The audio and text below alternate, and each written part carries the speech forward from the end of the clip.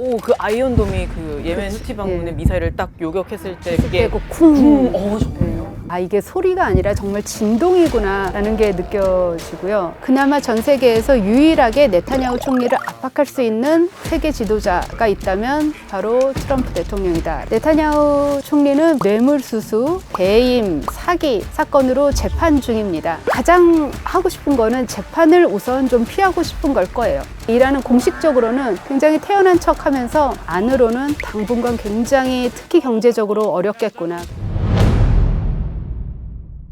안녕하세요. 뒷백의 김혜영입니다. 이번 주는요, 트럼프 미국 대통령과 두 개의 전쟁 특집 가운데 1편, 중동 전쟁편을 준비했습니다. 장지양 아산정책연구원 중동연구센터장님 자리에 모셨습니다.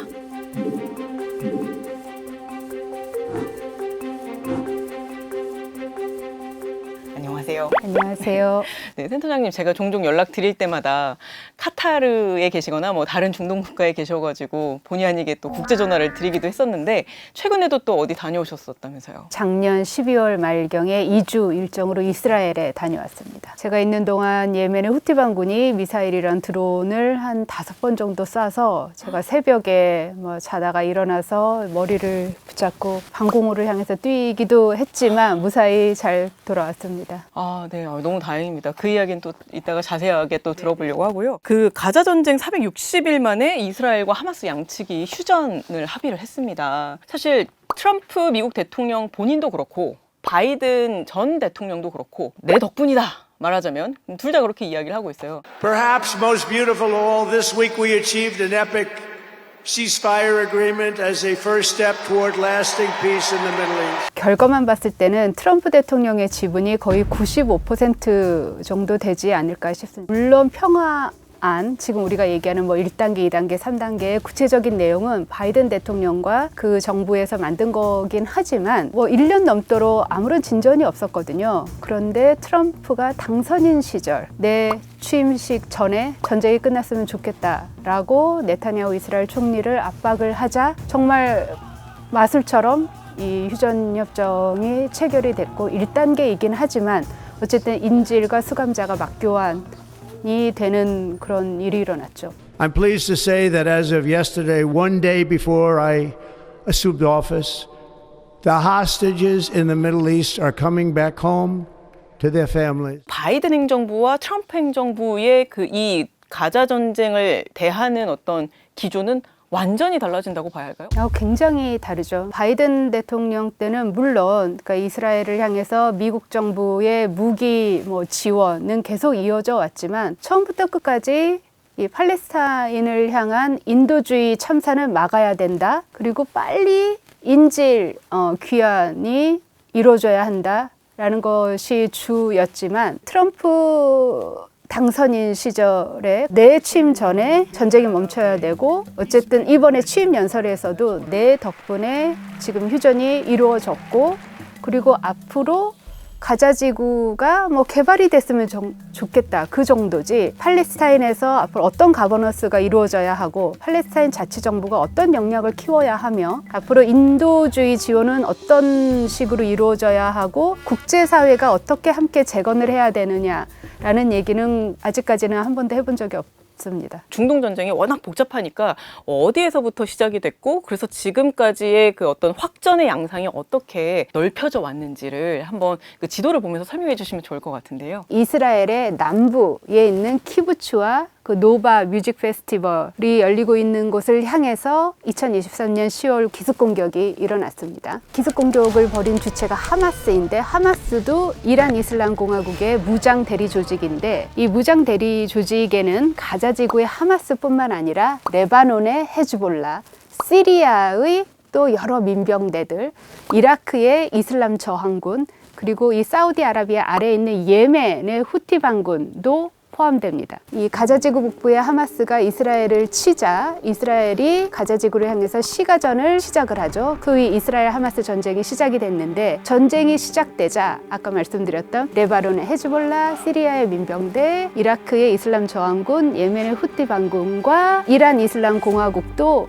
이 하마스에게 지지를 선언하면서 동시다발적으로 미사일과 드론을 이스라엘을 향해서 쏘아댔었죠. 이스라엘이 이제 보복 공격을 하면서 가자 보건부 집계 기준 4만 6천 명 이상의 팔레스타인인들이 목숨을 잃고 또 11만 명이 넘는 부상자가 발생했거든요. 그리고 또 이스라엘에서도 그러니까 전쟁 과정에서 숨진 사람만 400명이 넘는 걸로 알고 있습니다. 어마어마한 그 인명 피해 이런 상황을 사실 국제사회가 목도를 했음에도 불구하고 휴전이 되기까지 왜 이렇게 오랜 시간이 걸렸다고 생각하시나요? 여러 가지 복잡한 이유가 있었을 거예요. 그럼에도 그냥 단순하게 결정적인 이유를 좀 찾아보자면 저는 네타냐후 총리의 태도가 가장 결정적인 이유가 아니었을까라고 생각이 드는데 왜 이렇게 휴전이 안 되다가 하필 이번에 트럼프 대통령이 재선이 되고 나서 바뀌었을까를 보면 그 전후에서 바뀐 모습은 트럼프 대통령의 재선과 네타냐후 총리의 휴전에 참여하기로 한 결정밖에 없는 것 같거든요. 트럼프 대통령이 내가 대통령이 되면 전쟁을 다 끝내겠다라고 얘기를 했었고, 그리고 당선인이 되기 전에도, 그러니까 한참 대선 캠페인을 하고 있을 때도 네타냐후 총리와 전화를 하면서 내 취임식 전에, 그러니까 그때는 자기가 당선이 될지도 몰랐는데도 내 취임식 전에 전쟁을 끝냈으면 좋겠다라고 압박을 했었죠. 그거를 네타냐후 총리는 정말 진지하게 받아들인 것 같고, 그래서 제가 이번에 이스라엘 출장을 가서도 제 지인들도 만나고 거기 있는 학자들도 만났는데 네. 사실 네타냐후 총리는 이스라엘에서 그렇게 인기가 있는 정치인은 아니에요. 아직도 65% 이상이 네타냐후의 사퇴를 바란다고 여론조사를 통해서 나오는데, 트럼프 대통령 역시 전 세계적으로 막 인기 있는 정치인은 아니지만 트럼프 대통령을 그렇게 좋아하지 않는 이스라엘 시민들조차도 그래도 트럼프 대통령이 당선이 됐기 때문에 전혀 휴전에 대해서 휴전 협상에 대해서 별 생각이 없었던 네타냐후 총리를 좀 움직였다 라고 하면서 그나마 전 세계에서 유일하게 네타냐후 총리를 압박할 수 있는 세계 지도자가 있다면 바로 트럼프 대통령이다 라고 얘기를 하면서 이제 휴전 협상 체결을 반기는 분위기였습니다. 네타냐후 총리가 초반에 전쟁의 목표를 이렇게 두 가지로 언급했던 게 기억이 나요. 하나는 하마스 괴멸, 다른 하나는 인질들의 생환이었는데, 그때 당시에도 그 전문가분들의 말씀을 들어보면 이게 사실 둘 다 불가능하다고까지 말씀하시더라고요. 그럼에도 불구하고 어쨌든 계속 밀어붙이던 네타냐후 총리를 멈추게 한 트럼프 대통령인 건데, 취임이 되기 전에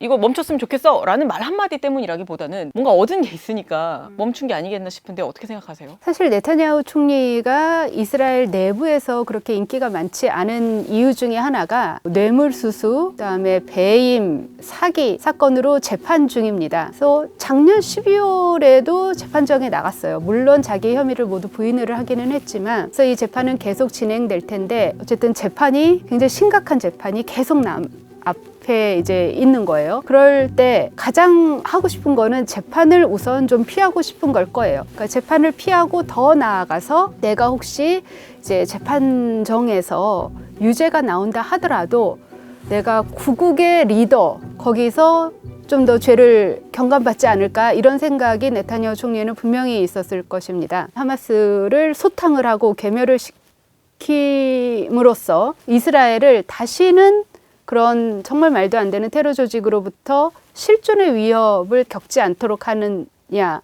이거를 내가 뭔가를 성과를 냈다라는 거를 보여주고 싶어서 이제껏 계속 휴전 협상보다는 하마스 괴멸에 더 올인을 하면서 전쟁을 더 끌었던 것이 아닐까라는 생각이 듭니다. 지금 일단 휴전 상태이지만 이게 결과적으로 완전히 전쟁이 끝난 종전 상태는 아니잖아요. 종전이 실제 되려면 그 최종 그림에 대한 각국의 합의가 있어야 할 것 같은데요. 일단 트럼프 대통령의 입장에선 또 그런 최종 그림에 대해서 생각하는 바와 네타냐후 총리가 생각하는 바, 그리고 글쎄요, 하마스는 거의 괴멸 단계라고 본다면 그 하마스를 대리할 수 있는 어떤 팔레스타인 측 세력으로 팔레스타인 자치정부, 그러니까 서한지구를 통치하는 그들을 내세워서 이렇게 3자가 이제 인정할 수 있는 그런 그림을 이제 종전의 어떤 조건으로 볼 수 있는지도 좀 궁금한데요. 어떻게 보세요? 우선 트럼프 대통령이 지금 중동의 이스라엘 하마스 전쟁에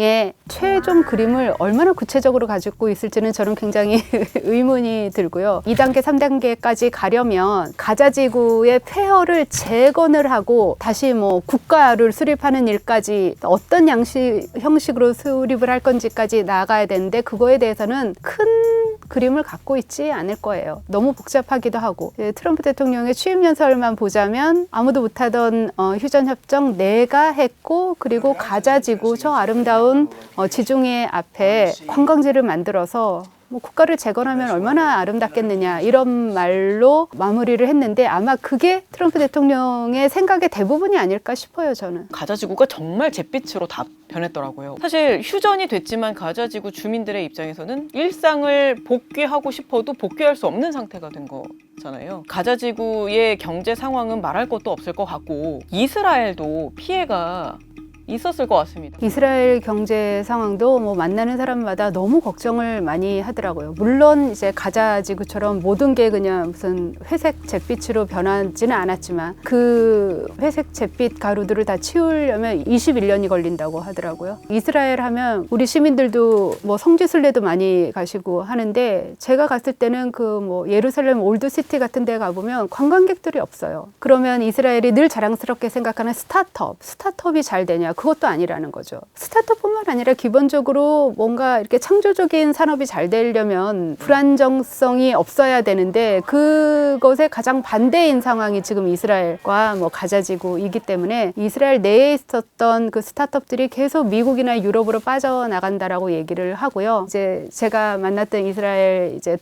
학자 동료가 시니컬하게 했던 얘기는 대신 우리 요즘 경제에서 굉장히 잘 되는 거 하나 있어. 온 시민들이 다 외상후 스트레스 증후군에 시달리기 때문에 그 관련 의학 분야가 지금 굉장히 발전하고 있어서 뭐 나중에 한국도 관심 있으면 한번 투자해 뭐 이런 식으로 얘기를 굉장히 씁쓸하게 하더라고요. 이 정치적 불안정성과 정말 위험한 그 상황을 직접 겪으셨잖아요. 네. 근데 상황이 어떠셨어요?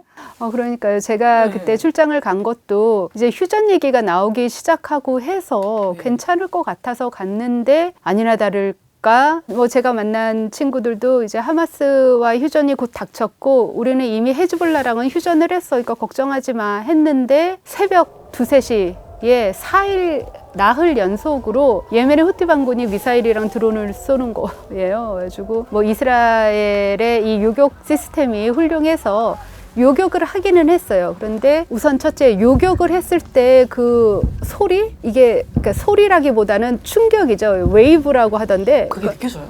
몸이 휘청할 정도죠.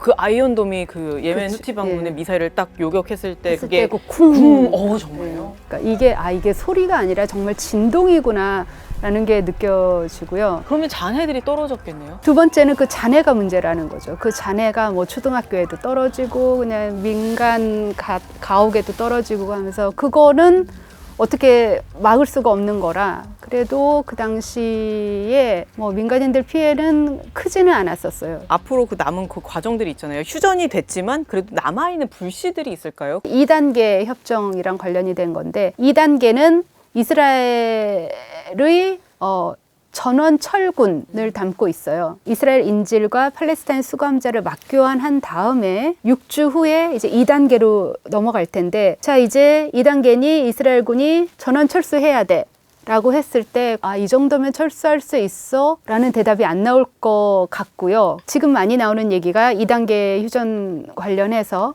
이 이집트와 가자지구를 이어주고 있는 이 필라델피 회랑은 이스라엘군이 무조건 지켜야 된다라는 건데 왜냐하면 이 이집트에서 가자지구로 엄청나게 많은 양의 무기가 들어오고 있거든요. 그거는 우리가 컨트롤해야 된다라고 이것만은 양보하지 못한다라는 것이 이제 이스라엘 측의 입장이고 하마스로는 그거는 우린 받아들일 수 없다라고 한다면 2단계 이제 휴전부터 삐그덕거리기 시작할 거라는 거죠. 그러면 또 언제 그랬냐는 듯이 휴전 이전의 상황으로 또다시 돌아가 버릴 수도 있는 거네요. 그럴 수도 있는 거죠. 트럼프 대통령이 취임하니까 각 중동 국가 그리고 중동 세력 국들의 지도자들의 표정이 좀 달라진 것 같다라는 인상이 들 정도입니다. 네타냐후 총리 같은 경우는 사실 그 이번 휴전 합의에 굉장한 그 반대를 표했던 세력으로부터 극렬한 반발에 부딪혔음에도 불구하고 트럼프 대통령이 취임하니까 아무래도 좀 표정이 좋아 보이고요. 반대로 이제 이란이나 하마스 같은 경우는 뭐 완전히 울상인 것 같고 사우디아라비아라든가 UAE 등등은 또 어떤 입장인지도 궁금한데요. 네타냐후 총리가 연정 내각 안에 네타냐후 총리를 마구 비판하는 사람이 있음에도 불구하고 휴전 결단을 내렸었던 거는 트럼프라는 미국 팩터가 뒷배가 든든하게 바이든 대통령과는 다르게 지켜주겠다라는 것이 있었어서 그런 결단을 내린 것 같다는 생각이 들고요. 이란은 뭐 정말 앞으로 엄청나게 힘들겠죠. 그러니까 지금도 뭐 잊을만 하면 트럼프 정부에서 뭐 이란을 향한 정말 얼만큼 더 고강도 제재를 할 수 있을지는 모르겠지만 초강경 제재를 하겠다, 준비하고 있다라는 얘기가 계속 들려오고 있고요. 근데 이란은 공식적으로는 굉장히 태연한 척 하면서 뭐 미국의 대통령이 누가 되든지 우리는 크게 상관 안 한다라고 얘기는 하고 있지만 안으로는 이제 앞으로는 당분간 굉장히 특히 경제적으로 어렵겠구나. 그러니 중동 내에 있는 러시아, 중국 이런 반미 연대와 함께 계속 가야지라는 계산을 하고 있을 것 같고요. 사우디나 아랍에미리트 같은 경우는 기본적으로 트럼프 대통령이 반갑죠. 바이든 대통령과는 다르게 인권 민주주의 강압하지 않을 테고요. 그리고 거래주의 얘기를 할 텐데 이내 국가들이 거래주의에 전혀 불편함이 없거든요. 오일머니를 가지고 미국산 무기를 많이 사면 트럼프 대통령도 역시 우리 친구라고 하면서 또 호의적으로 나올 테니 그러니 뭐 사우디아라비아와 UAE는 트럼프의 귀환이 뭐 반가울 겁니다. 이스라엘과 사우디아라비아가 수교를 맺을 것 같다라는 뉴스가 또 나오고 있습니다. 만약에 이게 성사가 된다면 이게 얼마나 큰 의미를 갖는 건지도 좀 궁금합니다. 만약에 이스라엘 사우디아라비아 국교 정상화가 된다면 가장 큰 위너, 승리자는 이스라엘이 될 테고요. 그러니까 이스라엘은 기본적으로 중동에서 외톨이 이런 나라였는데 1979년 처음으로 이집트가 국교 정상화를 했고 그다음에 요르단, 그다음에 이제 2000년도에 아랍에미리트,